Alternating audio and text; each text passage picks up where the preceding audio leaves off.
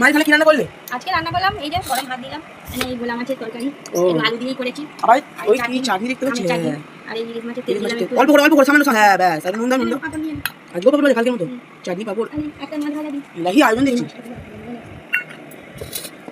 এখানে ইলিশ মাছের তেলটা দিয়ে প্রথমে ভাতটা ফ্রাই করে নিলাম বন্ধুরা।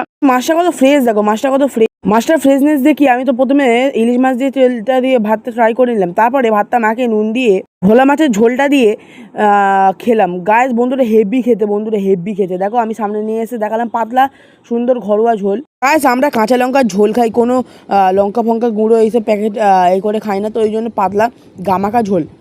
প্রথমে মাছটার ফ্রেশনেস দেখিয়ে দিলাম, দেখো সামনে নিয়ে গিয়ে মাছটা হেভি জুসি বন্ধুটা, হেভি জুসি। প্রথমে একটুখানি মাছটা ভেঙে নিলাম, তারপরে এই ভাতটা দিয়ে ট্রাই করে তারপরে একটু সাদা ভাত নিলাম, এক্সট্রা করে চাটনি দিয়ে ভাত খেলাম। তোমরা কে কে চাটনি দিয়ে ভাত খাও কমেন্টে বলবে, আর এই ভিডিওটা শেয়ার করবে, যত বেশি শেয়ার করবে তোমাদের কাছে এই